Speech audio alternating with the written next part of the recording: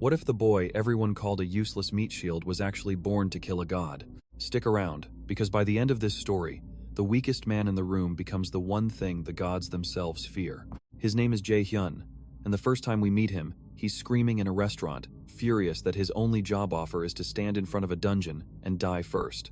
In this world, people call raiders heroes, the ones who hunt monsters and drag treasure out of the dark. But heroes only get that title if they survive long enough to enjoy it. Jae-hyun is not one of the lucky ones. He's a D-rank martial arts raider, which in plain terms means he's disposable. The agency worker across from him, a guy everyone calls Young Woman, tells him to calm down because this cannon fodder gig is literally the only job on the table. 11 years ago, Jae-hyun scored a jaw-dropping 97% on his Mage aptitude test. 97%. When the top student in the country only hit 92. And what did he do with that gift? He threw it away and picked martial arts instead, just because he didn't want to be a mage. Back then, mages were mocked as helpless buffers who couldn't survive without a warrior's protection. Nobody could have guessed the world was about to flip upside down. Now mages rule the raiding world, and martial artists like him get scraps. So here he is, an insignificant D-rank fighter, about to babysit mages in a dungeon crawling with undead. He accepts the job anyway, because a broke 20-something doesn't get to be picky. The next morning, he's standing alone outside the dungeon gate, and Young Woman is late. A dark thought creeps into his head, a voice that isn't quite his own, calling him a useless bastard. He shakes it off when his friend Mongho shows up, fully armored, grinning like an idiot. Mongho still believes martial artists are the coolest thing alive. Jae-hyun just thinks they can barely afford dinner. A stranger barks orders for everyone to gather, and something about this new guy makes the whole crowd go quiet with nerves. Before he steps inside, Jae-hyun checks his phone one last time, not for a girlfriend, but for a photo of his mother. Inside the dungeon, the mages hang back safely while the martial artists get shoved to the front line. Jae-hyun hates every second of it, hates being ordered around by wizards who see him as expendable. While resting after a wave of zombies, an old teammate asks if he's found any loot yet. Jae-hyun opens his system window to check, and everything goes wrong at once.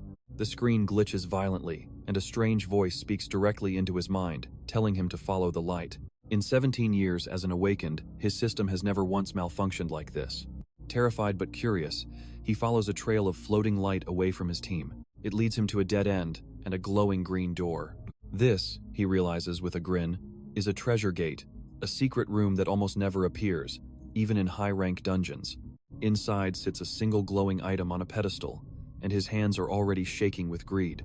The moment he touches it, the system floods him with notifications. The item is Odin's Lost Eye, the mythical artifact sacrificed by the king of the gods himself at the Well of Wisdom. It's the only mythical ranked item in existence, capable of rewriting how magic itself works.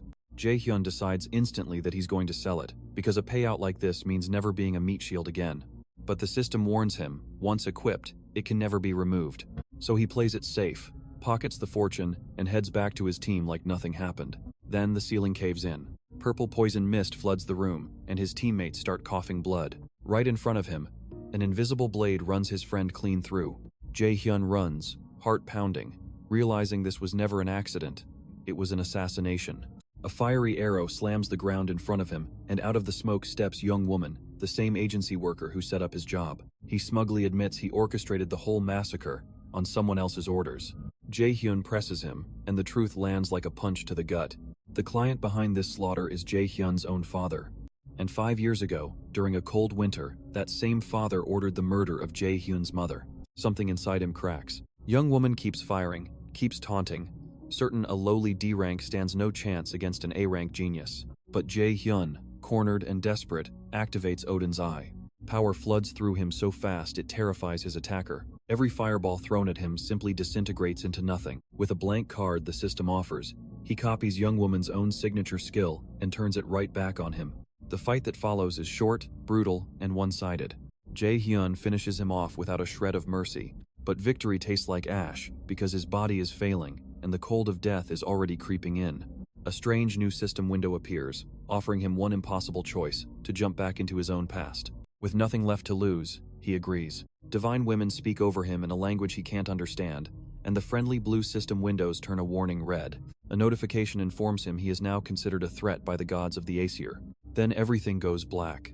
He wakes up in his childhood bed, drenched in sweat, utterly convinced he's seen a ghost. The date on the system reads November the 15th, 2020. 11 years in the past, back when he was still deciding which class to enroll in. His mother is alive. He runs and hugs her so tightly she worries something is wrong with him. This time, he tears up the note where he once scrawled his decision to become a martial artist. Magic, he decides, is the only path forward now. Somewhere in the shadows of Norse myth, the strange truth of this new system, called Nornr, is only just beginning to reveal itself. And an old crow of Odin's is already watching him from a distance, waiting to see what kind of monster this second chance will create. Jae-hyun starts training immediately, doing push-ups like a man possessed. He learns he's kept every passive skill from his previous life, something that should be impossible after a full stat reset. One skill in particular catches his eye, called One Who is Observed by the Gods, a rapid growth blessing that quietly draws the gaze of demigods across the realms.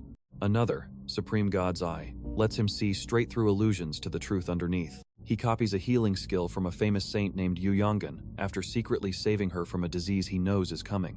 In exchange, the Lotus Guild's guildmaster, Seongan, agrees to sponsor him personally. She tests him with a mana cube so dangerous only 7% of mages can survive it. He shatters the core crystal inside in 26 minutes, breaking a world record that had stood for years. Impressed beyond words, she takes him on as her personal student. Not long after, he's dragged into a low-rank dungeon that turns out to be nothing of the sort. It's Helheim, the realm of the dead, and a goddess named Hel is waiting for him there. She calls him the prophesied adversary and gives him a brutal ultimatum: grow strong enough to defeat a monster called Nightshade within 2 months, or die by her own hand. He accepts, because failure was never really an option for a man who's already died once. Back home, his childhood friend Kim Yoo-jung drags him along to meet the very saint he'd secretly healed, and their playful, bickering friendship becomes one of his few real anchors in this new life. Every night, the weight of his mission presses harder. With help from a shy alchemist named Lee Jang, he creates a mana enhancement pill years before it's supposed to exist, boosting his stats far beyond what anyone his age should manage. 10 days before his deadline, he returns to Helheim and faces Nightshade head-on. The fight nearly kills him, forcing him to master new tricks under a brutal countdown timer that threatens sudden death. With seconds left on the clock, he brings the monster down and earns the title, the one who overcame the first trial.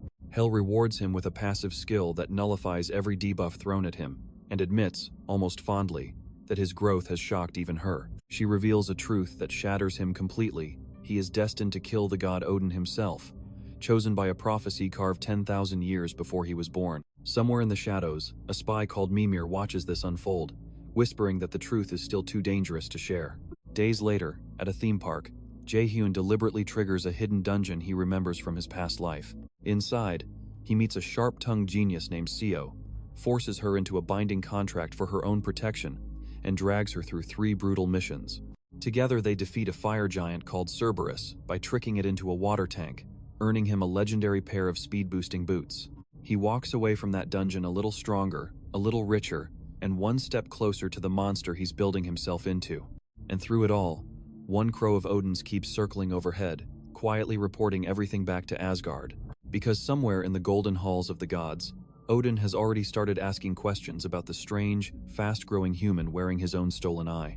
This is the story of a boy who was murdered by his own blood and given exactly one more chance to burn the whole rotten system to the ground.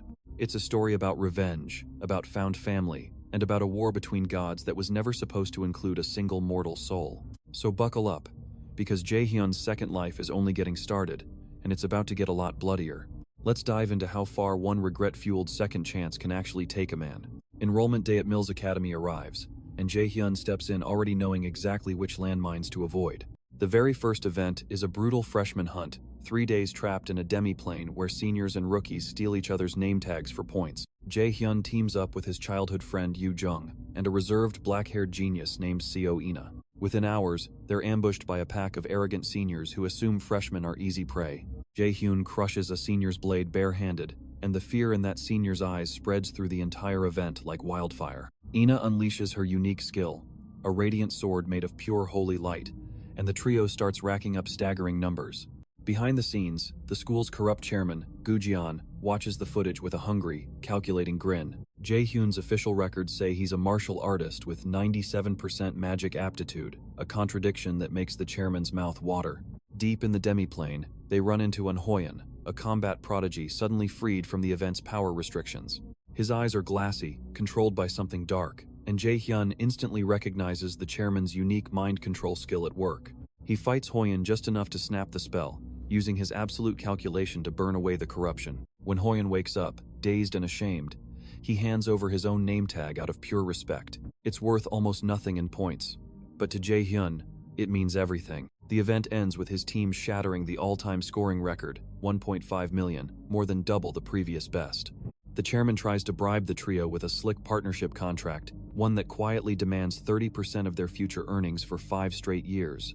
Jae-hyun rips the offer apart in front of him, calling it exactly what it is, a trap dressed up as a reward. The chairman's calm mask slips, just for a second, and Jae-hyun files that reaction away for later. Weeks pass, and Jae-hyun starts devouring rune texts most instructors can barely read. He shocks his teacher, Seongan, by mastering a 4-star magic tome that experienced mages struggle with for years. Meanwhile, the school announces its next brutal filter, a dungeon practicum where real monsters roam free. Jae-hyun remembers this exact event from his first life, the day it turned into a bloodbath. His old teammates, warriors named Jina and Sung-woo, once died protecting him while he ran. This time, when the same pairing happens again, he refuses to run. Deep in the dungeon, a boss monster called the Cobalt Lord appears where it should never exist, regenerating every wound they land on it.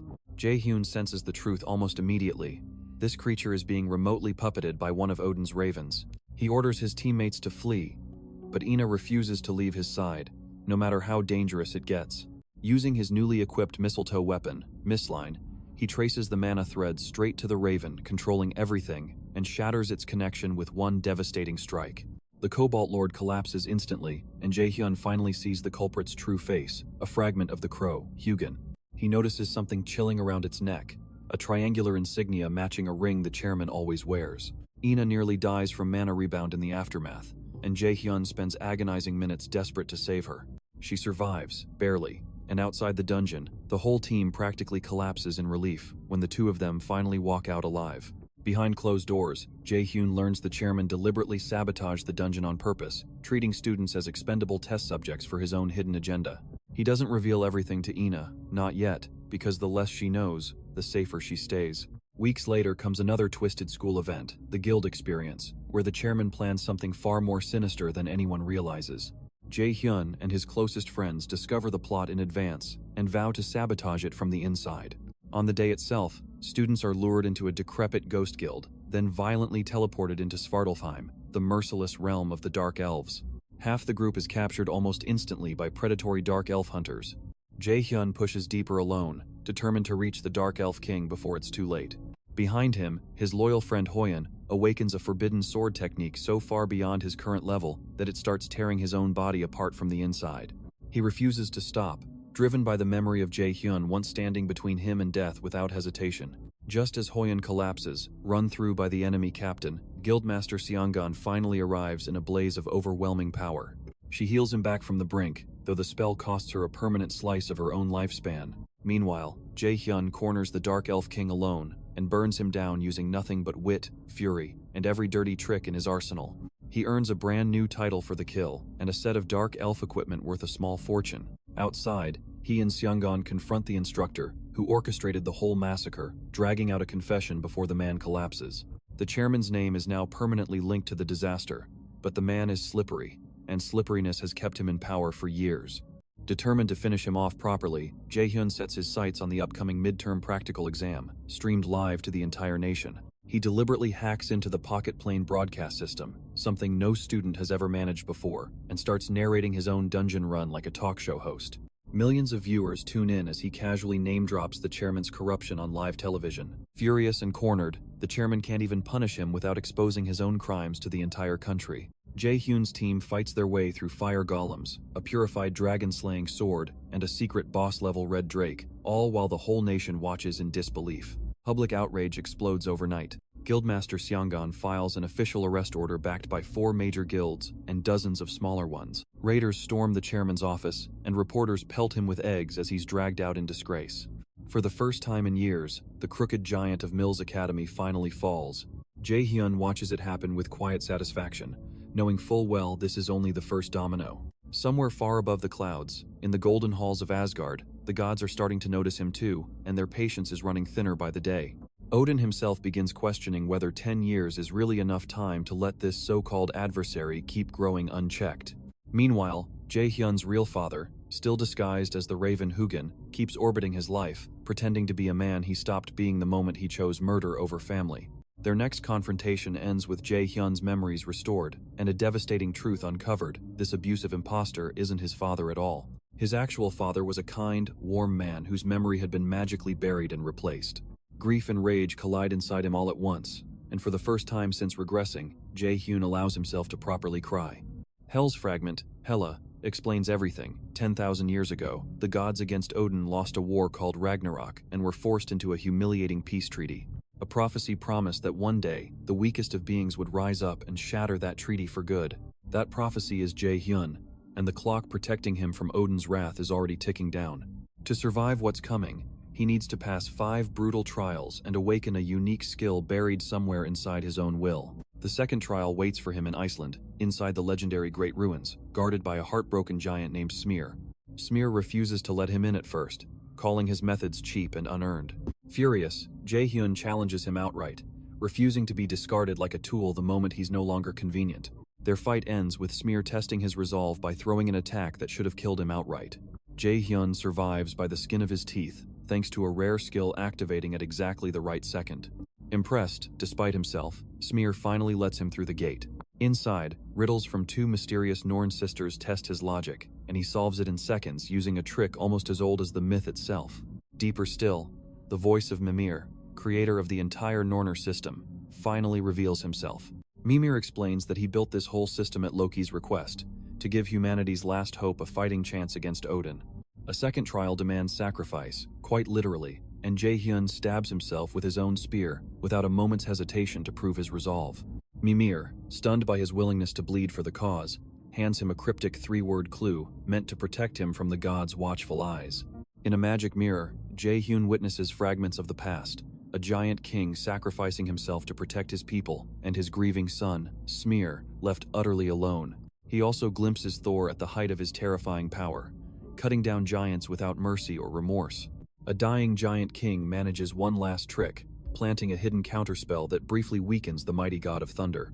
In that fleeting window, Jae-hyun uses a blank card to copy a fragment of Thor's own lightning power, a legendary ranked skill far beyond anything he should be able to hold right now. Smear's final question cuts straight to the heart. Would Jae-hyun keep moving forward even after losing everything that matters to him? Jae-hyun answers honestly, admitting he'd break, admitting he'd grieve, but promising he'd always get back up regardless. That answer is enough, and Smear grants him passage, along with a rare item soaked in the giant king's own dying blessing. Outside the ruins, the head of the European Raider Association, a proud S-rank named Balak, blocks his exit, demanding answers. Jae-hyun humiliates him in a lightning-fast duel, using a replica of the same legendary dragon-slaying sword Balak himself carries. Balak swears revenge, but there's a strange new respect buried under his fury. Back home, Jae-hyun barely has time to breathe before another threat arrives, Heimdall himself, walking freely on human soil. The White God has the terrifying ability to glimpse the near future, and he's already seen exactly where Jae-hyun is headed next. Sensing the danger, Jae-hyun starts preparing for the worst, training himself into the ground while quietly protecting his friends from a war they can't possibly understand yet. Around this time, curious guildmasters from rival factions start circling him like sharks, dangling legendary artifacts to try and poach him away from Lotus Guild. He turns every single offer down flat, loyal to the woman who believed in him before anyone else did. His inner circle keeps expanding too, absorbing a foul-mouthed genius scout named Soil, a talented alchemist named Jang, and eventually forming their own independent circle at the academy, simply called Nine. They train relentlessly, pushed by gravity-enhanced gym equipment and Jae-hyun's own merciless standards. And through every fight, every trial, every quiet moment with his friends, one truth keeps hardening inside him. He isn't just fighting to survive Ragnarok anymore, he's fighting to make sure the people standing beside him get to see tomorrow. Because the last time he failed, he lost everyone he loved. This time, he refuses to lose a single one of them again. And somewhere out there, in the shadow of a lockdown city called Daegu, the true final test of his growth is already waiting to begin. The Academy announces a week-long outdoor survival camp inside the sealed ruins of Daegu, ground zero of the very first monster invasion. Jae-hyun already knows this trip from his past life, and he knows exactly who's going to show up looking for him. His circle, Nine, heads out together, joking nervously as the bus rolls toward the dead city. Ina asks him why he chose the name 9, and he admits, half-jokingly, that he actually hates that number. In Norse mythology, 9 worlds, 9 days on the world tree, 9 nights of sacrifice, the number follows Odin everywhere. Deep in the ruins, Hugin reports back to Heimdall that one of Odin's ravens has already fallen, and Heimdall finds that news far more interesting than concerning. Back on Earth, Balak and Camilla go on national television to defend their failed raid, and Balak all but declares war on the mysterious black-robed intruder who beat them both. The camp officials issue firm rules: survive the week, hunt monsters within a 50-kilometer radius, and never hide an emergency from the instructors. Jae-hyun's team sets up a hidden base, bickering about bugs and food along the way. He can't shake the feeling that today is the day Heimdall finally arrives. Ina notices his tension immediately, but he brushes it off, unwilling to worry her before the storm even hits. While scouting nearby, they're ambushed by a rival circle called Seed, whose leader wanted revenge for losing his best scout to Jae-hyun's team.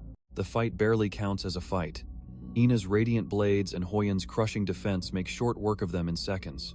Jae-hyun leaves the rival leader humiliated but alive, unwilling to waste real cruelty on someone this small. That night, over dinner, Ina finally opens up about her painful childhood, orphaned young, raised by a cold aunt who only saw her as a future paycheck. Her only real comfort was her grandmother, who passed away not long after Ina chose to become a raider.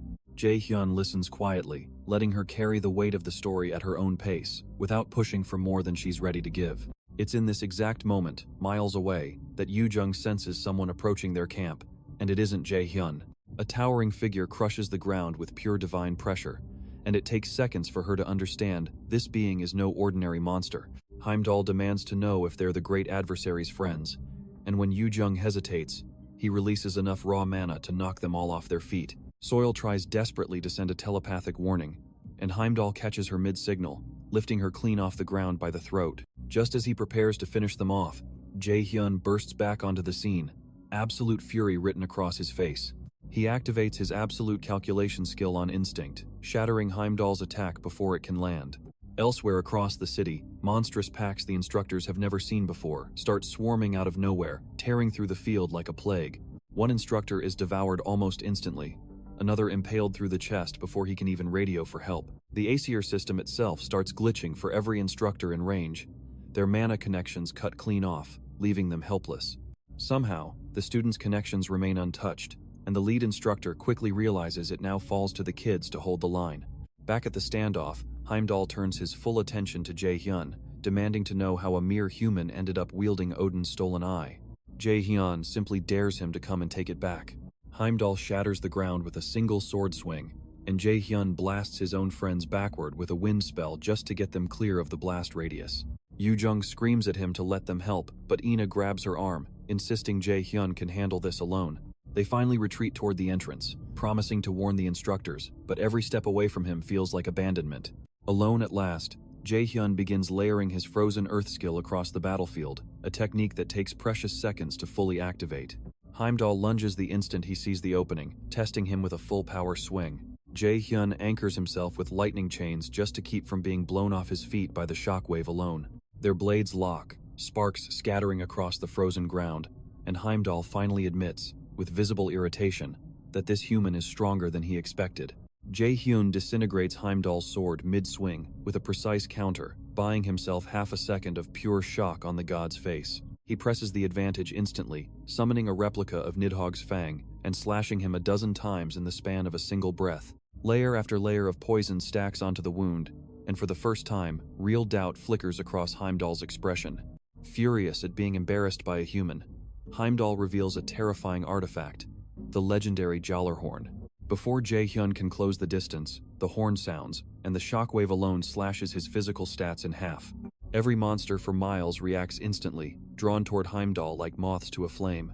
Jae-hyun tries to shatter the effect with his absolute calculation, but the system flatly tells him his level simply isn't high enough yet. Pinned down and outmatched, he takes a direct hit from Heimdall's signature lightning spell, agony ripping through every nerve in his body. Heimdall coldly promises him a lifetime rotting in Asgard's underground cells. Just as the killing blow comes down, a barrier flares to life out of nowhere, and Hela steps in front of him, her own divine essence visibly disintegrating from the strain. Heimdall recognizes her instantly and mocks her for clinging to the fragile hope of an unproven prophecy.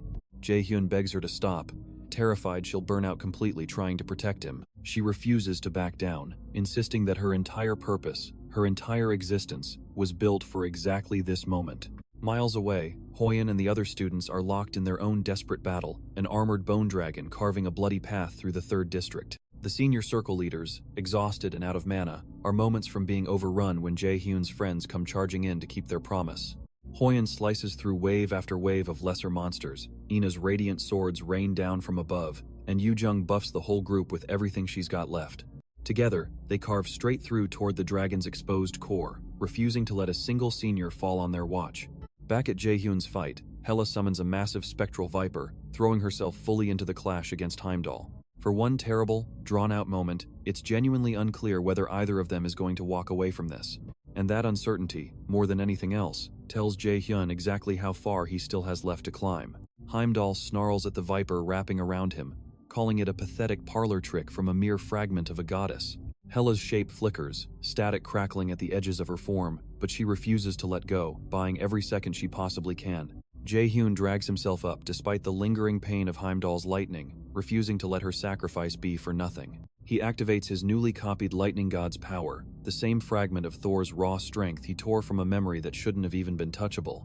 The system immediately warns him the skill is far too advanced for his level, that his body could tear itself apart just channeling it. He ignores the warning completely, because a warning has never once stopped him from doing what needs to be done. Electricity crackles violently down his arms, blood beginning to bead at his nose and eyes from the sheer strain. Heimdall's eyes widen, genuine alarm crossing his face for the first time, as he recognizes the unmistakable signature of Thor's own power. Jae-hyun surges forward, closing the gap before Heimdall can raise the horn a second time. Their strike collides with an explosion of light and thunder that levels an entire block of the abandoned city around them. When the dust clears, Heimdall is on one knee, blood dripping from a wound that should be physically impossible for a mere human to inflict. He glares up at Jae-hyun, more furious than afraid, spitting out that this fight is far from over. But he also knows, deep down, that only a third of his true power was ever unleashed on Earth in the first place. Retreating now costs him nothing but pride, and Heimdall has never valued pride over strategy. With one final, venomous glare, he tears open a rift in the sky and vanishes back toward Asgard, leaving the battlefield in eerie silence. Hela collapses the second the threat is gone, her divine form flickering weakly like a candle in the wind. Jae-hyun catches her before she hits the ground, panic cracking through his usual calm. She manages a tired smile, insisting she's simply spent, not gone, and that a fragment like her doesn't disappear that easily. Relief crashes through him so hard his knees nearly buckle right alongside hers. Across the ruined district, his friends finally land the killing blow on the bone dragon, its massive skeletal frame crumbling into dust and loot. Cheers erupt from the exhausted seniors, several of them staring at the freshmen who just saved their lives in complete disbelief. Circle leader Hyun mutters that he thought only Jae-hyun had monstrous talent, and now realizes his entire circle is operating on a different level. Word spreads through the camp fast, whispers of a lone battle mage who single-handedly fought off something that felt like a god. When Jae-hyun finally makes his way back to his friends, exhausted and battered, Yoo-jung nearly tackles him with the force of her hug. She scolds him through tears for making them run away, for forcing them to leave him behind, even as she clings to him with everything she's got. Ina stands quietly nearby, relief written plainly across her usually reserved face. Jae-hyun just smiles, too tired to argue, grateful beyond words that every single one of them made it through the night alive. The instructors, once their connection to the Aesir system finally restores itself, arrive to a scene of devastation and disbelief. Reports flood in of freshmen holding the line against an A+ rank boss, of an unknown attacker whose power rivaled something out of legend. No official can quite explain what happened that night, and the vague, careful answers Jae-hyun gives only deepen the mystery further. Back at the academy days later, the survivors are treated like heroes, their circle's reputations skyrocketing overnight. Jae-hyun barely registers the praise, his mind already racing ahead to the next trial, the next threat, the next thing standing between him and the promise he made to himself. Because Heimdall retreating doesn't mean this war is over. It just means Odin now knows, beyond any shadow of doubt, exactly how dangerous his so-called adversary has become. In the golden halls of Valhalla, Thor grumbles that this human keeps getting stronger far faster than any prophecy should allow. Freya reminds the table, coldly, that Odin's own mistakes are the reason Valhalla's forces are already stretched thin. Somewhere in that same hall, Odin quietly begins recalculating just how much time he actually has left before this insect becomes an unstoppable storm. Back on Earth, unaware of the debates happening above him, Jae-hyun simply focuses on the next step forward. He's survived a god, He's protected his friends, and for the first time since regressing, he starts to believe he might actually win this fight after all. The following morning, the whole circle gathers around a small fire, quietly processing just how close they came to losing everything. Hoyen admits he's never felt so utterly outmatched in his entire life, watching Jaehyun's fight from a distance through Hella's borrowed vision. Soil grumbles that she nearly quit raiding entirely the moment Heimdall lifted her off the ground by her throat. Jang quietly hands out potions to anyone still nursing bruises, insisting nobody leaves this camp without properly healing first. Yoo-jung refuses to leave Jaehyun's side for more than a few minutes at a time, still shaken from how close she came to losing him. Ina watches the two of them with a complicated expression, something warm and something a little wistful mixing together on her face. She remembers her promise to herself that one day she'll be strong enough to be the one saving him instead of the other way around. Jaehyun notices her staring and asks if something's wrong, and she simply shakes her head, telling him it's nothing important. Deep down, though, she's beginning to understand exactly how far the gap between them still stretches.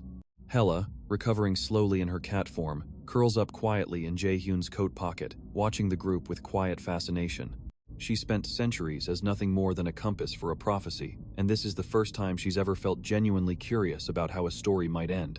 The remaining days of the survival camp pass in relative peace, the group hunting smaller monsters and slowly recovering their strength. Word eventually filters back to the main academy about the outbreak, and instructors scramble to explain the sudden system outage that nearly cost dozens of lives. No official report can fully account for what really happened, and Jaehyun makes absolutely sure it stays that way. The last thing he needs is Chairman Ja's old network, or worse, the government itself, sniffing around for details about a literal god walking through Korea. When the week finally ends and the bus rolls them back towards civilization, exhaustion hangs heavy over every single student on board. But underneath that exhaustion is something else too, a quiet, hard-won confidence that wasn't there before they arrived. They faced something impossible, and more importantly, they faced it together. Jaehyun watches his friends doze off one by one against the bus windows, and something in his chest finally, quietly, begins to settle. For the first time since he clawed his way back through time, he lets himself believe that maybe, just maybe, this life doesn't have to end the same way the last one did. Not everyone he loves has to die. Not everyone he cares about has to be left behind. He glances at Yoo-jung, snoring lightly against Ina's shoulder, and at Hoyen, arms crossed, still fighting to stay awake out of sheer stubbornness. This messy, loud, occasionally insufferable group of people has become something he never expected to have again, a family. And he intends to burn the entire pantheon of Asgard to ash before he lets anyone touch them. Back at the academy, life slowly settles into something resembling normal, or at least as normal as things get for a boy destined to kill a god. Class's resume, Chairman Ja's replacement settles into the director's office, and rumors about the mysterious black-robed hero from Iceland continue circulating in raider circles worldwide. Jaehyun keeps training relentlessly, chasing every scrap of strength he can find, because he knows Heimdall's retreat was only ever temporary. Somewhere out there, 3 more trials of the prophecy are still waiting for him, each one likely more dangerous than the last. And somewhere far above the clouds, Odin is running out of patience with the slow, cautious plan his council once agreed on. Hela warns him, quietly, that the power protecting him from direct godly interference is fading faster than anyone anticipated. What was once meant to last 10 years might now barely stretch a fraction of that time. Jaehyun takes the warning seriously, but he refuses to let fear dictate his choices the way it once did in his first, wasted life. Instead, he throws himself even harder into growth, dragging his friends along with him every step of the way. His circle, 9, begins climbing the Academy's unofficial rankings, earning respect from seniors who once dismissed them as arrogant newcomers. Rival circle leaders start quietly forming alliances, terrified of what happens if this group keeps growing unchecked. Meanwhile, whispers about a mysterious sword-wielding intruder in Iceland's great ruins reach the ears of major guilds across the globe. Guildmaster Sjangenfield's increasingly aggressive offers from rival factions, all of them desperate to poach her prodigy student. She turns every single one down without hesitation, and privately promises herself she'll never let anyone take him from her, or from the family he's built here. Meanwhile, in Asgard, Heimdall nurses his wounds in silence, refusing to admit to anyone just how close he came to losing that fight. He begins quietly preparing for their next encounter, determined not to underestimate a mere human twice. Down in Helheim, Hel listens carefully to her fragment's account of the battle, satisfaction flickering across her otherwise unreadable expression. She admits, almost reluctantly, that Loki's gamble on this particular human might have actually been the right one after all. Mimir, still watching quietly from the shadows of the great ruins, begins preparing the framework for the third trial, one that will test something far deeper than raw combat skill. Jae-hyun senses none of this planning yet, focused instead on the simple, grounding routine of daily life with his friends. There are lazy afternoons at Jang's alchemy workshop, terrible karaoke nights that leave his ears ringing, and quiet family dinners at Yu Jung's house that feel more like home than anything he remembers from his past life. He watches Ina slowly open up more and more, her walls coming down piece by piece around the people who never once made her feel like a burden. He watches Hoyeon train himself into the ground every single day, chasing a version of strength built on his own terms rather than his father's expectations. Jae-hyun finds himself grateful, in quiet, unspoken moments, for every single ordinary day he gets to share with the people who've become his family. Jae-hyun senses the shift in the wind long before Balak's plane even lands, some instinct honed through countless battles, warning him a familiar storm is heading his way. He watches Yu Jung grow from a talented but overlooked mage into someone who genuinely terrifies opponents twice her rank. He isn't wrong, because he knows, with the same certainty that guided him through his entire second chance at life, that the road ahead only gets harder from here. Balak arrives at Mills Academy's front gates, demanding, loudly, to speak with the student everyone simply calls Min Jae-hyun. Jang, meanwhile, perfects a new batch of healing elixirs, proudly declaring their purity finally clears 75%. Instructors scramble to manage the sudden international incident, while students crowd around windows to catch a glimpse of the famous S-rank raider. 3 trials remain. Jae-hyun meets him calmly in the academy courtyard, unbothered by the small crowd gathering to watch. Somewhere further still, an inevitable war looms, one where a mortal boy is expected to somehow stand against the king of an entire pantheon. Balak wastes no time confirming his suspicions, asking flatly whether Jae-hyun is the invader who bested him inside the great ruins. An entire pantheon waits at the end of that road, patient, calculating, and utterly convinced of their own inevitable victory.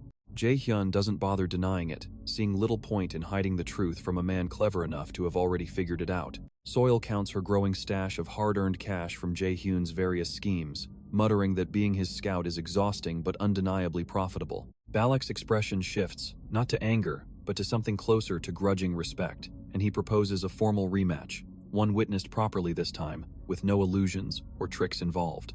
But Jae-hyun has already proven, time and time again, that being underestimated is exactly where he does his best work. Jae-hyun agrees without hesitation, curious himself to see how much stronger he's become since their first encounter. Rarer than mythical artifacts, rarer than legendary skills, rarer than anything Odin's golden halls could ever offer him. The rematch draws a massive crowd, streamed live once again to a national audience still hungry for more footage of the mysterious battle mage. He proved it against young woman in a poison dungeon corridor. This time, Jae-hyun doesn't hide behind tricks or illusions, meeting Balak's full strength head-on with everything he's learned since Vanaheim. Hoyeon pushes through another brutal training session, determined to close the gap between himself and the friend who once saved his life without a second thought. Their blades clash in a display of raw power that leaves veteran raiders in the audience utterly speechless. He proved it against Nightshade with seconds left on a death timer. The fight ends decisively, though not without cost. Both combatants push to genuine exhaustion by the time it concludes. Balak and Camilla continue publicly hunting for the black-robed intruder from Iceland, unaware their target sits quietly in a Korean classroom, doodling formulas in the margins of his notebook. Balak, flat on his back but grinning despite himself, admits this is the first fight in years that's actually left him feeling alive. He proved it against Smear in the silent halls of the great ruins. He extends a hand, not in challenge this time, but in genuine respect, and Jae-hyun accepts it without hesitation. Yu Jung and Ina study late into the night, comparing notes on advanced spell formulas neither of them fully understands yet. From that day forward, an unlikely alliance begins forming between them, a connection that will matter far more than either of them realizes once the true war finally begins. And he proved it, most recently, against a literal god wielding a horn that could summon monsters from thin air. Camilla, watching the whole exchange with quiet amusement, mutters that her partner has finally found someone stubborn enough to match him. And that, more than any prophecy, is the truth that carries him forward. News of the fight spreads globally within hours, cementing Jae-hyun's reputation as one of the most formidable young raiders in the entire world. Every single time the world told him he was too weak, too small, too disposable to matter, he found a way to prove it wrong. Chairman Ja's old allies, watching from whatever shadows they still occupy, take careful note of just how dangerous their former target has become. Slowly, quietly, this ragtag circle of misfits is becoming something genuinely formidable, a small army built entirely on loyalty and stubborn, hard-won trust. Meanwhile, high above the clouds, Odin receives yet another report confirming his so-called adversary's continued, unchecked growth. That pattern, more than any legendary skill or mythical artifact, has become the true core of who Jae-hyun really is. His patience, already worn thin, begins fraying further with every passing week. He will not fail these people the way he failed everyone in his first life. Thor argues for immediate, direct intervention, convinced brute force alone could end this threat before it grows any larger. Not a chosen one blessed by fate. Frigg counters, warning that direct godly interference on Earth risks violating the very treaty that's kept their fragile peace intact for 10 millennia. And Jae-hyun watches it all unfold with a fierce, protective pride he never expected to feel again after everything he lost the first time around. Odin listens to both arguments in heavy silence, weighing consequences that could reshape the fate of every realm under his rule. A stubborn, furious survivor who simply refuses to accept the ending he was originally handed. Finally, he makes a decision, one that will send shockwaves through both Asgard and Earth alike. Weeks later, an unexpected letter arrives at the Lotus Guild, sealed with wax bearing an unfamiliar sigil, 3 interlocking triangles. He authorizes a limited strike force, not gods themselves, but their most loyal and lethal servants, to be dispatched to Earth to eliminate the threat once and for all.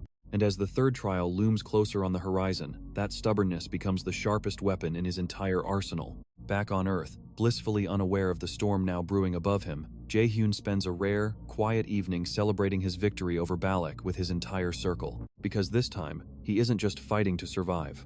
Balak, somewhat awkwardly, finds himself invited along, and ends up bonding with Hoyan over shared frustrations about overbearing father figures. Because gods calculate probabilities, Camila charms Yoo-jung and Ina within minutes, the 3 of them trading stories about famous raiders and embarrassing training mishaps. Jae-hyun starts noticing small changes in the world around him, ripples caused by choices he's made differently this time around. For one bright evening, old rivals become unlikely friends, bonded by mutual respect earned through honest, hard-fought battle. Gods weigh odds and outcomes with cold, detached precision. Jae-hyun watches the easy laughter around the table and allows himself, just for a moment, to forget the looming war entirely. He's fighting to make sure every single person in this circle gets to see the future they deserve. But that peace, as always, proves fragile and short-lived. But gods have never once had to claw their way back from actual death, back through 11 years of borrowed time, just for a second chance at protecting the people they love. 3 days later, Hela wakes him in the middle of the night, her expression tighter and more urgent than he's ever seen it. Seonggan recognizes it instantly, and her expression darkens the moment she reads the contents. She tells him, without preamble, that Odin has finally made his move, dispatching forces to Earth outside the bounds of their ancient treaty. Jae-hyun has. The 4th trial, whatever it might have been, no longer matters, because the war has effectively already begun. Even if that means standing alone against the King of the Gods to buy them that chance. Jae-hyun absorbs this news with a cold, steady calm that surprises even himself, years of accumulated readiness finally settling into place. And that single, unshakable difference is exactly what makes him so terrifyingly hard to predict. He immediately begins mobilizing every resource available to him, calling Seonggan, calling Balak, calling every ally he's carefully built since the day he first regressed. But for now, in this brief, hard-won moment of peace, Jae-hyun allows himself to simply exist among the people he loves. Within hours, a coalition begins forming, guild masters, association leaders, and skilled raiders from across the globe, all uniting behind the one person who's proven he can actually stand against a god. Preparations for Vanaheim take weeks, and Jae-hyun spends every spare hour absorbing everything Hela knows about the realm Odin now occupies. Jae-hyun realizes, with startling clarity, that everything he's built these past months, every friendship, every alliance, every hard-won victory, was never separate from the fight against Odin. The next major test arrives sooner than expected, a nationally broadcast circle tournament where Mills Academy's best face off against rival schools from across the country. It was always preparation for exactly this moment. The Vanir gods who once ruled there were driven underground after Ragnarok, their people scattered, their temples repurposed as outposts for Odin's forces. Odin's strike force arrives on Earth 3 days later, tearing a massive rift open above the very city where Jae-hyun first began his second life. It's from remnants of Chairman Ja's old network, warning that his imprisonment hasn't ended their operation, only paused it. Monstrous divine servants pour through the breach, their combined power rivaling anything the world has faced since the original invasion 11 years earlier. Hela warns that any misstep inside enemy territory could summon an entire garrison before he even reaches the Shattered Grove. Panic spreads through the city instantly, civilians fleeing as raiders scramble to mount whatever defense they can manage. Rival circle leaders, still shaken from watching Nine dominate the survival camp, scramble to form temporary alliances against them. Jae-hyun arrives at the epicenter within minutes, his entire circle standing firmly at his side, refusing to be left behind this time. Jae-hyun decides, against every instinct telling him to bring backup, that this journey has to be his alone. Balak and Camila touch down moments later, backed by a hastily assembled coalition of international raiders answering the emergency call. Students who once died in his past life are thriving now. Careers he remembers ending in tragedy are quietly rewriting themselves. Seonggan's voice cuts across the chaos, calm and commanding, organizing evacuation routes while directing combat teams toward the most critical breach points. He can't risk his friends inside a realm crawling with divine soldiers loyal to Odin himself. Jae-hyun looks around at the sheer scale of allies gathered here, people who trusted him enough to stand and fight beside him against literal gods. Jae-hyun finds the whole thing almost amusing, watching grown raiders panic over a group of first years. Something settles deep inside his chest, a certainty stronger than any fear the coming battle could possibly summon. Ina argues fiercely against leaving her behind, insisting she's grown strong enough to hold her own in any fight that matters. He isn't fighting alone anymore. Jae-hyun reads the letter over her shoulder, jaw tightening with quiet, controlled fury. He never really was. Not since the day he chose to trust people, instead of running from every attachment the way he did in his broken first life. Jae-hyun gently reminds her that this isn't about doubting her strength. It's about refusing to gamble with lives he can't bear to lose. Above the rift, divine servants regroup, preparing for a coordinated assault that could level entire city blocks in seconds. The tournament kicks off with brutal one-on-one duels, each match streamed live to millions of viewers across the nation. Jae-hyun steps forward, activating every skill he's earned across every trial, every battle, every hard-fought lesson learned since the moment he clawed his way back through time. She reluctantly agrees, though the worry never quite leaves her eyes for the rest of that week. Lightning crackles down his arms, mingled now with fragments of divine power torn from Thor's own memory. No matter how many gods, ravens, or ancient prophecies stand in his way. Behind him, Ina's radiant blades hum to life, Hoyun's sword ignites with borrowed giant strength, and Yu-jung's mana field spreads protectively across the entire coalition. Yu-jung, characteristically, threatens to follow him regardless of what he says, until Seonggan quietly pulls her aside for a private, calming conversation. Balak raises his own dragon-slaying blade, standing shoulder to shoulder with the very man who once humbled him in ancient ruins. Hoyun draws first blood for their circle, dismantling a senior warrior with techniques he's only just started to master. Together, allies from across the globe brace themselves against an army sent directly from the halls of Asgard. On the morning he finally leaves, the entire circle gathers to see him off, an uncharacteristically solemn moment for a group usually defined by bickering and laughter. Jae-hyun takes one last steadying breath, drawing strength from every person standing beside him, every promise he's made since the day he woke up 11 years in the past. He suspected as much. Corruption this deep rarely dies with a single arrest. This is the moment everything has been building toward, the true beginning of the war he was always destined to fight. Hoyun simply claps him on the shoulder, promising to keep everyone safe while he's gone, no questions asked. And for the first time in either of his lives, he charges into that fight not as someone's expendable meat shield, but as the one thing an entire pantheon of gods never expected, an unstoppable, unbreakable force fighting for something worth protecting. Ina follows with a flawless victory, her radiant blades ending her match before her opponent can even land a single hit. The battle that follows shakes the city to its foundations, divine fire clashing against mortal resolve in an explosion of light and thunder. Jang hands him a satchel of emergency elixirs, muttering that he'd better come back to test the newest batch personally. Jae-hyun cuts through wave after wave of Odin's servants, his coalition holding the line with a discipline forged through months of shared trials and hard-won trust. It's a strange, humbling feeling, watching fate bend slightly under the weight of his interference. At the heart of the chaos, he finally comes face to face with the Strike Force's commander, a towering Valkyrie, whose blade hums with borrowed authority straight from Odin's throne. Soil, uncharacteristically quiet, just tells him not to die, because she still hasn't gotten her full payment yet. She recognizes him instantly, addressing him by the very title the gods themselves fear most, the great adversary. Yu-jung struggles briefly against a skilled defensive mage, but pulls through with a clever combination of buffs and precisely timed area spells. Jae-hyun doesn't flinch at the name anymore, doesn't shrink from a destiny he once resented with every fiber of his being. Ina says nothing at all, just squeezes his hand tightly before letting go, and that silence somehow says more than any words could. Instead, he plants his feet, raises his blade, and tells her simply that Odin picked the wrong human to try and erase. Xiangan promises to handle the political fallout personally, but warns him the fight against Odin's earthly agents is far from finished. Their clash levels an entire street, mortal steel and divine power colliding in a battle that will be spoken about for generations to come. With Hela guiding him through a hidden rift torn between realms, Jae-hyun steps through into Vanaheim, and the air itself feels wrong, heavy with divine oppression. In the end, exhausted, bleeding, but standing, Jae-hyun drives the Valkyrie back through the very rift she came from, sealing it shut with the last of his strength.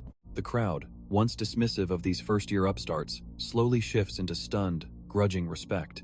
Silence falls over the ruined battlefield, broken only by the distant sound of cheering as civilians realize the threat has finally passed. The realm's once vibrant landscapes are scarred and gray, monuments to the Vanir gods left crumbling under Odin's occupation. His coalition gathers around him, battered but victorious, having proven together that even the gods of Asgard can bleed. Because every second he spends here, laughing at Yu Jung's terrible cooking, watching Ina's shy smile bloom a little wider each week, is a second his enemies can never take away from him. For the first time since this entire war began, Odin's forces retreat, forced to acknowledge that their prophesied enemy is no longer a distant threat to be managed, but a genuine, immediate danger to their entire plan. Hela leads him carefully through hidden pathways, avoiding patrol routes she remembers from centuries past. In the aftermath, the city slowly begins to rebuild, and word of the battle spreads across the globe like wildfire. When Jae-hyun's turn finally comes, the arena falls dead, silent, everyone remembering exactly what happened during the midterm livestream broadcast. Raiders everywhere start whispering the same name with a mixture of awe and disbelief, the human who fought gods and lived to tell about it. They reach the edge of the shattered grove just as dusk settles over the broken realm, an eerie stillness hanging over everything. Jae-hyun cares little for the fame, exhaustion, and relief, washing over him in equal measure as he finally allows himself to rest. Jae-hyun nods, unsurprised, already mentally filing this threat, alongside the dozen others he's tracking. Xiangan finds him sitting quietly amid the rubble, and instead of scolding him for the recklessness of it all, she simply sits beside him in silence. Inside, ancient trees twisted by divine warfare stretch endlessly in every direction, their barks scarred with runes older than the Norner system itself. Balak and Camilla help coordinate the international response, their once adversarial relationship with Jae-hyun now solidified into genuine, hard-earned friendship. His opponent, a confident third-year warrior, tries every trick in the book, and none of them land. Back at the academy, his circle gathers to check on each other, exhaustion and adrenaline still humming through every one of them. A presence stirs deep within the grove, ancient and patient, clearly aware of his arrival long before he ever set foot inside. Yu Jung collapses dramatically onto the grass, declaring loudly that she's never fighting a god again as long as she lives. He knows better than to think it's simple, though, because every ripple he creates seems to draw the god's attention a little closer. Hoyan laughs despite his bruises, admitting the fight was terrifying, but also the most alive he's ever felt. It doesn't announce itself immediately, choosing instead to watch him navigate the twisted maze of broken trees on his own.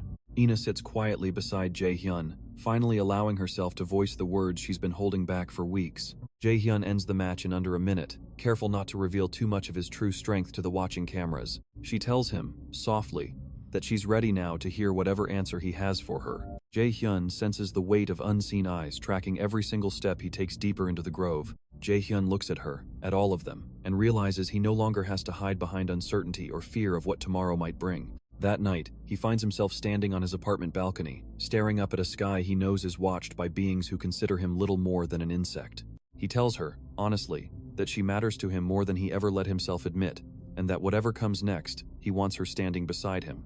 He refuses to let the tension show, keeping his pace steady, his expression carefully neutral, exactly the way Xiangan taught him. Ina's answering smile is the brightest he's ever seen on her, and for once, words feel entirely unnecessary between them. Balak, watching the broadcast from Europe, freezes mid-sentence, recognizing something disturbingly familiar in the way this Korean student moves. Yu Jung pretends to gag dramatically at the sight, though the genuine happiness in her eyes gives away exactly how much she's been rooting for this moment. Somewhere in the deepest heart of the grove, the third trial finally begins to reveal itself, and Jae-hyun braces for whatever test of character awaits him there. Jang raises a toast with whatever drink is closest, declaring this the start of a new chapter, not just for Jae-hyun, but for their entire circle. And through it all, he keeps one simple promise close to his chest, the same promise he's carried since the moment he woke up 11 years in the past. Soil grumbles about finally getting her overdue bonus, though even she can't hide the small, genuine smile tugging at her lips. A voice finally breaks the silence, ancient and layered, like dozens of whispers speaking in perfect unison. In the days that follow, the world begins reckoning with a truth it can no longer ignore, that gods walk among them, and that humanity finally has someone willing to stand against them. Camila notices his sudden tension and asks what's wrong, but Balak simply stares at the screen, connecting dots he isn't ready to say out loud yet. He isn't just trying to survive anymore. He's trying to become someone strong enough to protect the people he lost the first time around. It calls itself the Grove Mother, last surviving fragment of the Vanir goddess Freya's original power, hidden here since Ragnarok's end. Jae-hyun becomes something between legend and symbol, though he insists, repeatedly, that he's just a man trying to protect the people he loves. Hela curls up beside him in her cat form, quietly reminding him that even gods underestimate insects at their own peril. Hela, recovering steadily from her ordeal, reminds him gently that 2 trials still remain before the true final battle against Odin himself.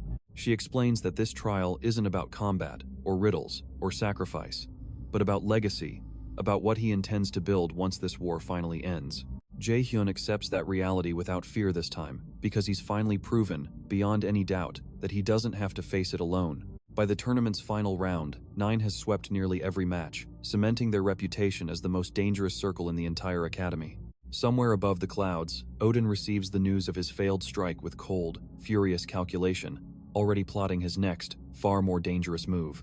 She shows him visions, fractured and dreamlike, of futures branching out from choices he hasn't made yet. But for now, on Earth, in the quiet aftermath of victory, Jae-hyun allows himself something he never once believed possible in his first, wasted life. Hela warns him constantly to stay cautious, that even small victories can echo louder than expected in the halls of Asgard. He allows himself hope. In one, he wins the war but loses every single friend along the way, standing utterly alone atop a throne he never wanted. Not the desperate, fragile hope of a man clawing for survival, but the steady, unshakable hope of someone who has finally found something worth living for. The new director, Kim Ji-yeon, watches the results with quiet satisfaction, already drafting reports back to the Raider Association about this unprecedented group of freshmen. Weeks pass, and the world slowly adjusts to its new, strange reality, one where the line between myth and modern life has blurred beyond recognition. In another, he refuses the burden entirely, and watches helplessly as Odin's forces slowly consume everything he ever loved. Mills Academy, once known for its corruption under Chairman Ja, becomes a beacon of hope under Director Kim Ji-yeon's careful, honest leadership. He almost laughs at that, the first genuine laugh he's allowed himself in days. Jae-hyun's Circle, 9, becomes something of a legend among the student body, their story of survival and defiance, inspiring a new generation of raiders. The visions blur together, overwhelming, terrifying, each one dragging up buried fears he's carried since the moment he first regressed. Hoyen finally reconciles, on his own terms, with the complicated relationship he shares with his father, choosing forgiveness not because it's owed, but because he refuses to carry that bitterness forward. Behind the scenes, she continues her quiet investigation into the remnants of Chairman Ja's corrupted network, careful never to let her true loyalties slip.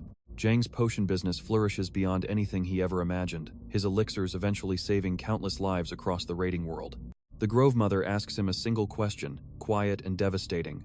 What kind of world does he actually want to build, once the fighting finally stops? Soil, despite her endless complaints, becomes one of the most sought-after scouts in the country, her sharp instincts sharpened further by everything she's survived alongside Jae-hyun. This life, unlike the last one, actually feels worth fighting for. Yu-jung grows into a mage whose skill rivals raiders twice her rank, her fierce loyalty matched only by her ever-expanding magical talent. Jae-hyun realizes, with startling clarity, that he's never actually let himself imagine an ending beyond simply surviving to see one. Ina, no longer hiding behind quiet reservation, blossoms into a warrior and a friend, beloved by everyone lucky enough to know her. Jae-hyun trusts her more than most instructors, mostly because he knows exactly who she's really working for. And Jae-hyun, the boy once dismissed as a disposable D-rank meat shield, stands now as living proof that even the harshest fate can be rewritten by sheer, stubborn will. He thinks of his mother's warm kitchen, of Yu-jung's terrible cooking, of Ina's quiet smile slowly blooming brighter each week. He still carries the weight of what's coming, 2 more trials, an inevitable confrontation with Odin himself, a war that could reshape the fate of 9 entire worlds. Somewhere across the city, Balak finishes another furious training session, muttering under his breath about a black-robed ghost he's determined to find and defeat. But he no longer carries that weight alone. He thinks of Hoyan's stubborn loyalty, of Jang's nervous kindness, of Soil's foul-mouthed but fiercely protective friendship. Every single person he's fought beside, protected, and loved throughout this second chance at life now stands ready to carry that burden together with him. After the tournament, the group celebrates with a well-earned feast, courtesy of Jang's expanding potion business finally turning a real profit. And that, more than any prophecy, any legendary skill, or any divine bloodline, is exactly what makes him unstoppable. Slowly, the answer forms inside him, simple and unshakably clear. Because gods fight for power, for control, for the preservation of an order that only ever served themselves. Jae-hyun listens, but he refuses to slow down, because caution alone never saved anyone in his first life. Jae-hyun fights for something far simpler and infinitely stronger. He doesn't want a throne. He fights for the people who chose to stand beside him, even when the enemy was an entire pantheon of gods. Seo complains loudly about being dragged along again, though everyone at the table knows she wouldn't miss it for anything. He fights for a mother who deserves peace after years of quiet suffering. He doesn't want to rule over 9 realms or command armies of loyal soldiers. He fights for friends who became family, bonded not by blood, but by shared battles and unbreakable trust. Camila watches him with a mixture of exasperation and quiet respect, wondering privately whether her partner has finally met a rival worth his obsession. He fights for a future where nobody else has to die the way he once did, alone, betrayed, and forgotten. He just wants a world where the people he loves get to grow old together, safe, free, and never forced to bury each other before their time. The road ahead remains steep, dangerous, and uncertain. For one bright, easy evening, nobody talks about gods, prophecies, or ancient wars. 2 trials wait somewhere on the horizon, each one likely testing him in ways he can't yet fully predict. He speaks that answer aloud, and the ancient grove around him seems to exhale, centuries of tension finally releasing all at once. Beyond that lies the true, final confrontation, a mortal man standing against the king of an entire pantheon of gods. The Great Ruin's 3rd trial waits somewhere on the horizon, and beyond that, a 4th and a 5th. But if there's one truth this entire journey has proven, again and again, without exception, it's simply this. The Grove Mother's presence softens, something almost like approval threading through her ancient, layered voice. Underestimating Jae-hyun has always been, and will always continue to be, the single greatest mistake anyone, mortal or god, could ever possibly make. They just talk about exams, terrible cafeteria food, and whose turn it is to pay for the next round of drinks. He was murdered once, betrayed by his own blood, discarded like a disposable tool by a world that never once valued him. She tells him that answer, simple as it sounds, is exactly the kind of foundation an entire new world could actually be built upon.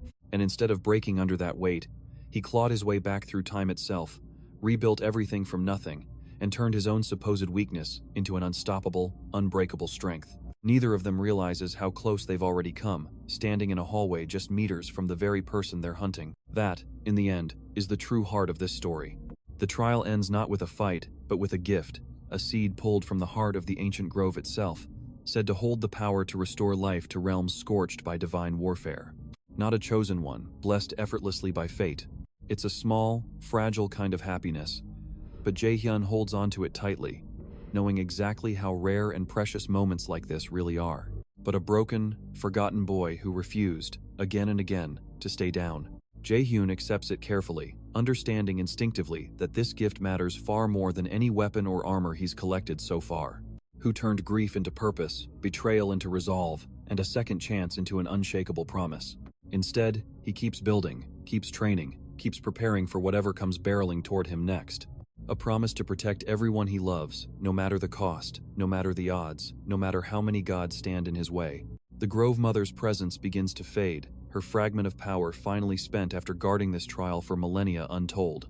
As the sun sets over Mills Academy that evening, Jae-hyun stands on a rooftop overlooking the city he's sworn to protect, his closest friends gathered quietly beside him. Because somewhere beyond the horizon, the 3rd trial of the prophecy is already stirring, and beyond that, a war that could burn this entire fragile peace to ash. Yoo-jung leans against his shoulder, exhausted but content, already planning their next celebratory dinner. Before she disappears completely, she leaves him with one final warning. that Odin has begun accelerating his own preparations for the second Ragnarok far faster than anyone anticipated. Ina slips her hand quietly into his, a small, simple gesture that carries more weight than. Meanwhile, in Asgard, Odin summons his council for another tense discussion, this time demanding a full accounting of Heimdall's failure. Hoyen stares out at the horizon, already mentally preparing for whatever comes next, determined never to be caught unprepared again. Time, she warns, is no longer measured in years, but in months, perhaps even weeks. Jang and Soil bicker gently in the background, their easy friendship a comforting, familiar soundtrack to this rare, peaceful evening. But tonight, at least, the only battle being fought is over the last piece of grilled meat on the table. Jae-hyun looks out at the city lights slowly flickering on below them, thinking back to the desperate, broken man he once was in his very first life. Jae-hyun absorbs that warning with a grim, determined nod, already recalculating every plan he's built around a slower timeline. That man died alone, forgotten, used up and discarded by everyone who claimed to care about him. And that, more than any prophecy or trial or divine bloodline, is exactly why he refuses to lose. This man, standing here now, surrounded by people who chose him, fought for him, and refused to let him carry this burden alone, is someone entirely different. Hela, waiting anxiously at the grove's edge, breathes a visible sigh of relief the moment he emerges unharmed. He's still the same boy at heart, stubborn, sarcastic, and fiercely protective of the people he loves. And for once, Jae-hyun lets himself lose that particular fight without any complaints at all. But he's also become something far greater than he ever imagined possible, back when he was just a desperate D-rank raider screaming in a restaurant about being treated like disposable meat. She asks what happened inside, and he simply tells her, honestly, that he finally figured out what he's actually fighting for. He's become proof that fate, no matter how cruel, no matter how rigged against you from the very start, can always be rewritten. Heimdall, still nursing wounded pride, insists the humans simply caught him off guard and vows the next encounter will end very differently. Not through magic, not through mythical artifacts, and not even through the raw, overwhelming power of a stolen god's eye. Not glory, not power, not even simple survival, but a future worth building for the people who've stood by him through every single trial so far. But through simple, stubborn, unshakable will and the courage to let people in, even after everything the world has taken from you. Days later, Hela finally recovers enough strength to properly explain what the third trial will demand of him. 2 trials remain. The journey back through Vanaheim proves far more dangerous than the trip in, Odin's patrols growing noticeably more aggressive as word of an intruder spreads through the realm. An entire pantheon waits patiently at the end of that road, convinced still of its own inevitable, unquestionable victory.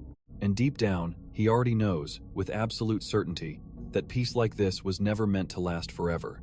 But Jae-hyun has already proven, over and over again, that being underestimated is exactly where he thrives. Jae-hyun fights his way through 2 separate ambushes, relying on stealth and speed rather than brute force, to avoid drawing unwanted divine attention. And with every single person standing beside him on this rooftop, bound together by loyalty forged through fire, poison, betrayal, and impossible odds, that pantheon has never once seemed further out of reach. She warns him it won't be a test of combat skill this time, but something far more personal, a test of who he's truly willing to become, because you can conquer 9 realms. By the time he tumbles back through the rift onto Earth, exhausted but victorious, 3 trials of the prophecy officially lie behind him. You can command armies of the dead and bend the fate of entire worlds to your will. Frigg, ever cautious, urges patience, warning that rushing this could backfire in ways none of them can predict. But you can never truly defeat someone who has already lost everything once and found a way to build it all back stronger the second time around. 2 remain, each one likely more dangerous than everything that's come before combined. Jae-hyun turns away from the city skyline, back toward the people who've become his entire world, and allows himself, finally, completely, to simply smile. Jae-hyun asks what that even means, and Hela admits, honestly, that even she doesn't fully understand the trial's exact nature yet. Whatever Odin sends next, whatever trial the gods dream up to test his resolve, whatever war looms on the horizon of this impossible second chance at life, he'll face it exactly the way he's faced everything else since the moment he woke up 11 years in the past. But for the first time since this entire impossible journey began, Jae-hyun walks forward not just with grim determination, but with genuine, hard-won clarity about exactly what he's fighting to protect. Not alone. No matter what Odin throws at him next. Never alone again. When he finally returns to his friends, the reunion is loud, chaotic, and full of relieved, exasperated scolding from every single direction.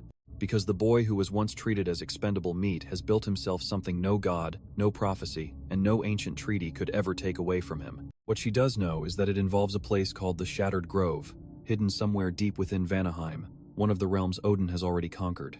A family. Yujung punches him in the arm hard enough to leave a bruise, insisting it's punishment for making them all worry sick.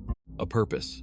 Odin listens to both sides in stony silence, weighing options that could reshape the fate of 9 entire worlds. A future worth every single scar it took to earn. Ina simply hugs him tightly, saying nothing at all, and for once, Jae-hyun doesn't try to fill that silence with jokes. And as the stars begin to scatter across the darkening sky above Mills Academy, Jae-hyun makes one final, quiet promise to himself.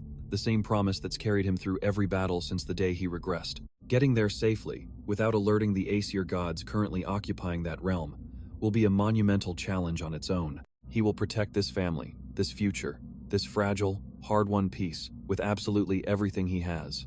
That night, surrounded by the noise and warmth of the family he's built for himself, Jae-hyun finally allows himself to believe, fully and completely, that this fight might actually be winnable, no matter what comes next. Somewhere between the 3rd and 4th trial, a war is quietly assembling itself, piece by piece, god by god. No matter how many gods stand in his way, weeks pass in relative calm, though Hela's warning about Odin's accelerated timeline never fully leaves Jae-hyun's mind. Because he has already died once, powerless, forgotten, and utterly alone. Jae-hyun starts quietly preparing, gathering resources, reinforcing his equipment, and strengthening every bond he can with the people he trusts most. And he refuses, with every fiber of his being, to ever let that happen again. He throws himself into training with renewed urgency, pushing his circle harder than ever before, determined to close the gap between them and whatever horrors the 4th trial might demand. Not to himself. Down on Earth, blissfully unaware of the exact wording of that heavenly debate, Jae-hyun spends his evening quizzing Seo on cognition accelerant control techniques, and certainly not to anyone he loves. Guildmaster Seongan notices the shift in his intensity and asks, gently, whether something happened inside Vanaheim that he hasn't told her about. That is the true power of Jae-hyun's second chance, not the mythical eye that started it all, not the legendary skills copied from gods themselves, but the simple, unbreakable resolve of a man who chose connection over isolation, trust over fear, and love over vengeance. He knows better than to walk into a god-occupied realm without every possible advantage stacked in his favor.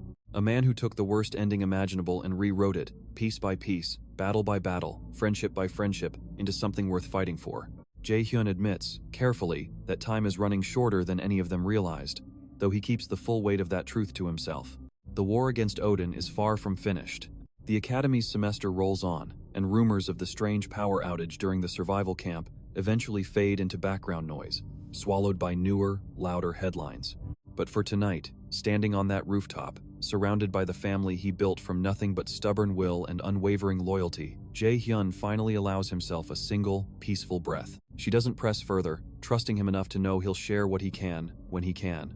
He's come impossibly far from that furious D-rank raider screaming in a restaurant, convinced the world owed him nothing but scraps. Seongan offers to help however she can, though even her considerable influence has limits when it comes to interdimensional realms.